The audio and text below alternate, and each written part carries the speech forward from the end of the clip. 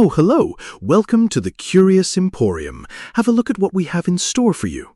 So, picture this. The leader of a whole country, a guy at the absolute peak of his power, just vanishes into thin air. No note, no trace, zero explanation. It sounds like something straight out of a Hollywood thriller, right? But this is the completely true and frankly utterly bizarre story of Australia's 17th Prime Minister, Harold Holt. You know, it all kind of boils down to this one haunting image. Words from someone who was right there. An eyewitness described watching the Prime Minister just disappear under the waves like a leaf being taken out, so quick and final. I mean, what a way to put it. It's this incredibly chilling description of an event that honestly became one of the biggest mysteries in modern political history. And here it is, the central, almost unbelievable fact of this whole story. The sitting Prime Minister of Australia, on a regular Sunday afternoon, decides to go for a swim. And he's just swallowed by the sea. Gone. Forever. Think about that. No body was ever found. No definitive proof of what happened to him was ever recovered. All that was left was a pile of his clothes on the sand and a whole nation just completely stunned. So the big question is, how does the leader of an entire country just disappear? To even start to wrap our heads around it, we've got to go back and reconstruct his final hours, pretty much moment by moment. Okay, so this timeline really shows you just how fast a totally normal Sunday spiraled into a national crisis. It all starts with a casual drive, right? Then a spur-of-the-moment decision to go for a swim just after noon, and then boom, within minutes he's just gone. But what's really wild is the delay. It took more than an hour for the official search to even get started. By the time late afternoon rolled around, though, the situation had exploded into this massive operation.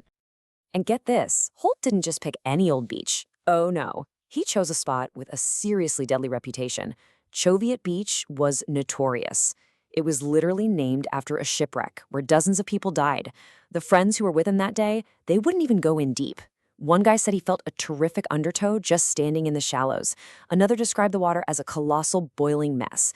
So this is the key thing, right? Holt, a man who said he knew this beach like the back of his hand, makes this incredibly confident and, as it turns out, fatal decision to jump into some seriously dangerous water. And the response that followed, it was huge. At its peak, you had over 340 people searching for him. We're talking police divers, the Army, Navy teams, helicopters, the whole shebang. It was one of the biggest search operations in the country's history. And the result? Absolutely nothing. Not a single trace. He was just gone. Well, when something like this happens, a person just vanishes.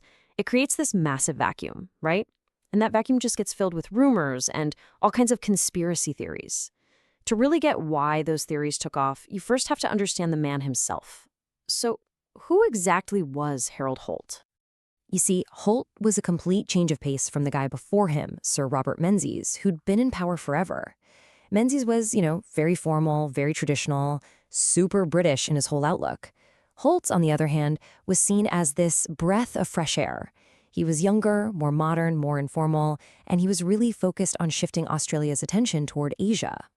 And his policies really showed that modernizing drive. I mean, in less than 2 years as PM, he started to dismantle the really discriminatory White Australia policy. He pushed for a historic referendum for Indigenous rights. He oversaw the switch to the Australian dollar, so a lot of big changes. But at the same time, he was a hardcore Cold Warrior. He massively ramped up Australia's commitment to the Vietnam War, which is where that famous line comes from, telling U.S. President Lyndon B. Johnson he was all the way with LBJ. And speaking of Holt, you just have to hear this. In a moment of what you can only call staggering irony, he once said this to his press secretary, who was nagging him about his risky spearfishing hobby. It just perfectly captures everything about him, his confidence, his love for the ocean, and this kind of fatalistic attitude that, when you look back on it now, is just absolutely chilling.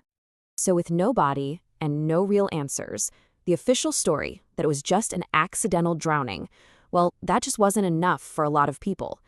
The mystery of what happened to him basically spawned a whole cottage industry of speculation that honestly is still going strong today.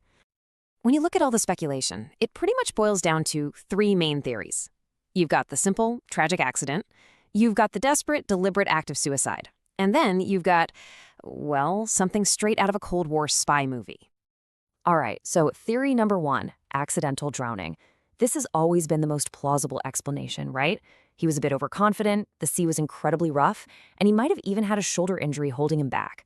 This is the official conclusion, by the way, which was finally put on the books by coroner's inquest way later in 2005. It's the most logical answer, but it's also the least exciting. Then you have theory number 2, suicide.